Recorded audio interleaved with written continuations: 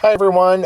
Thanks for joining me in my presentation. This is a presentation called Reframing the Bildungsroman. This is about Alison Bechdel and her lifelong coming of age. My name is Dr. Jim Monaco. Thank you so much for joining me. I'm going to be looking closely at three of Alison Bechdel's graphic memoirs. So, first, starting with Fun Home, then Are You My Mother, and then The Secret to Superhuman Strength, which we read in class. I want to look at how together they stretch the boundaries of the coming of age genre, the Bildungsroman. I'm going to argue that Bechdel shows identity not so much as a single moment of arrival, but through a lifelong practice of renegotiation. When we think of the sort of classic Bildungsroman, we're usually looking at the picture through a linear story.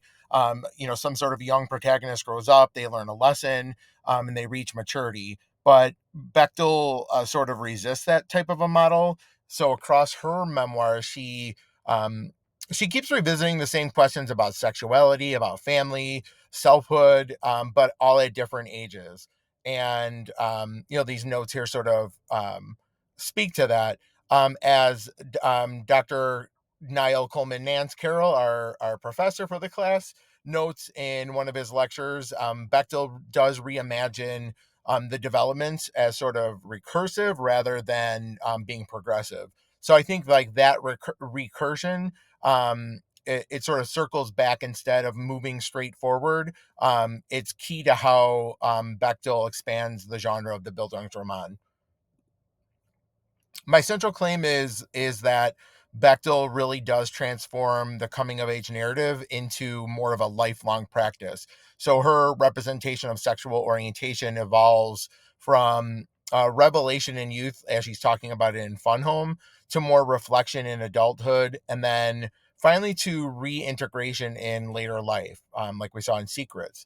The graphic memoir form, it's the layering of the text, the imagery, the shifting of time, all of that makes that continual process visible on the page.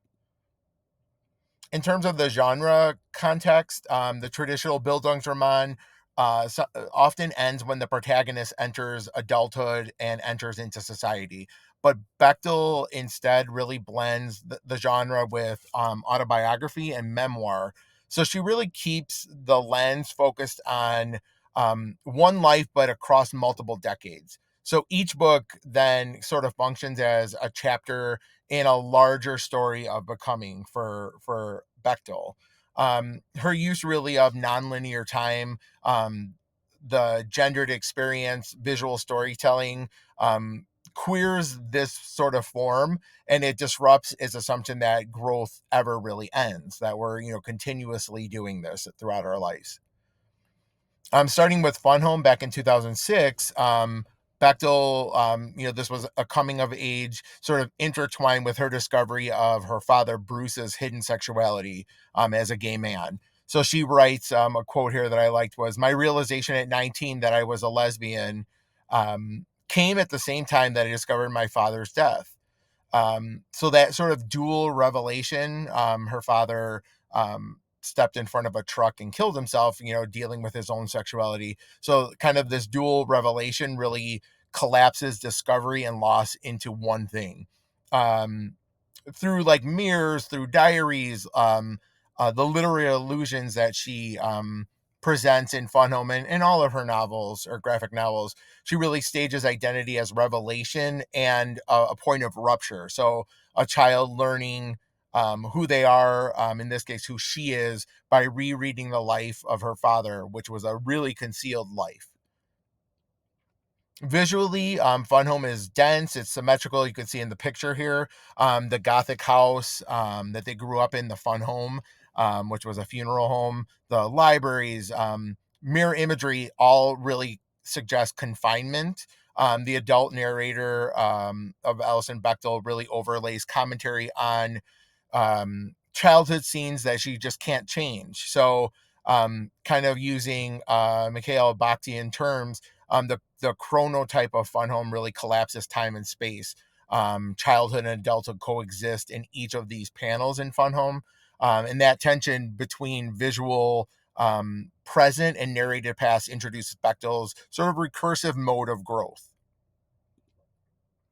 Her second memoir, Are You My Mother, in 2012, turns from the, focusing on the father in Fun Home to her mother Helen and to being in therapy. So, a quote here that Bechtel writes: "I was trying to make my mother love me by writing about her."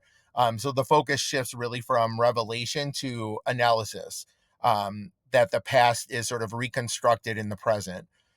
Drawing on psychoanalytic theorist D.W. Winnicott, Bechdel um, explores the transitional objects that mediate identity, like books and drawings, and then even the act of storytelling itself. So the coming of age really becomes a dialogue rather than a confession. So that sort of shift there. And then finally, in terms of like the visual and structural laying of Are You My Mother, the panels really move between therapy sessions, dreams, and then the recursive drawings of Bechdel drawing herself. Like you see here, her as a child watching her mother put on makeup. So that multi-layered form sort of mirrors the process of analysis. So each retelling really uncovers some sort of new meaning.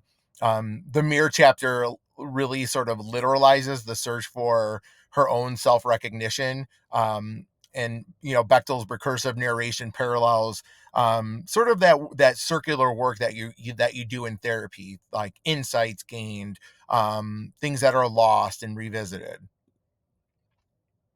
In the novel that we read in class, The Secrets to Superhuman Strength, in 2021, Bechdel turns more of her gaze inward and outward, towards the ideas of aging, mortality, and the body. She confesses, "I wanted to transcend myself, but I also wanted to feel real." In the graphic novel, exercise becomes both a metaphor, but also a method for striving and for surrender.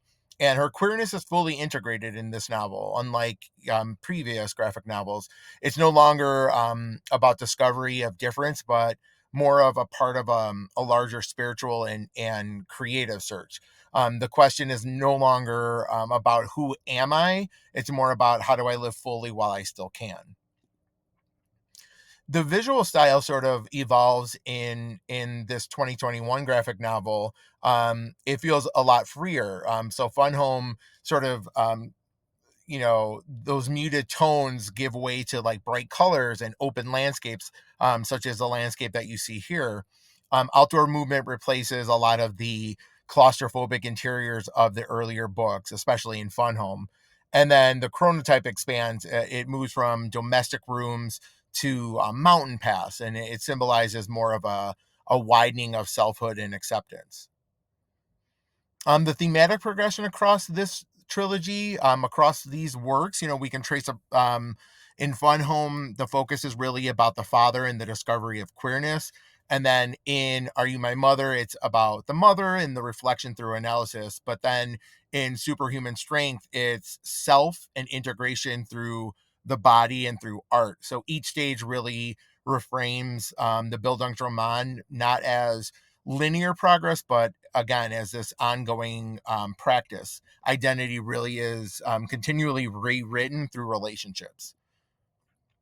Um, Bakhtian and temporal recursion. So Mikhail Bakhtian described the chronotype as the moment where time really becomes visible in space. And I think Bechdel's pages make time literally visible. Past and present coexist in her panels, panel beside panel.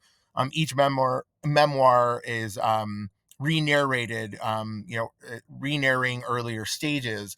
They show the self as an unfinished thing. So if the classic Bildungsroman moves toward closure, I really think Bechdel keeps the door open, that the Bildungsroman is an infinite process rather than an endpoint. Connection to some of the course ideas and novels. So the idea connects a lot of texts from our course, like Fangirl by Rainbow Rowell. Bechdel's work really pushes the Bildungsroman beyond adolescence, but into adulthood. Also, like the Perks of Being a Wallflower, it uses a lot of self-narration as a means for survival. Bechdel adds gendered and queer dimensions to the same fundamental question our class keeps returning to is, how do we keep coming of age again and again? And I think, Bechdel does this really nicely by exploring it in multiple novels over multiple years. Just in conclusion, Alison Bechdel reframes adulthood as another chapter of becoming. It's not an endpoint. Across her trilogy, sexual orientation, family relationships, artistic purpose all evolve together. Her graphic form, like the text and the images and the temporality, all captures identity as a process, not a product. And ultimately, I think Bechdel, her work teaches us that the self is always in a draft form. It's always a sketch still being inked, to sort of use, the metaphor of the artist that Alison Bechdel is. In closing, my analysis draws on Bechdel's three memoirs, Mikhail Bakhtin's essay Forms of Time and the Chronotype in the novel, D.W. Winnicott's Playing in Reality, and I borrowed some from Dr. Nance Carroll's English 5061B lectures. And together, all of those show how the Bildungsroman can continue far beyond youth, and just overall how Bechdel's art lets us see that lifelong becoming on the page. Thank you all so much. I'm excited to look at your presentations and provide feedback.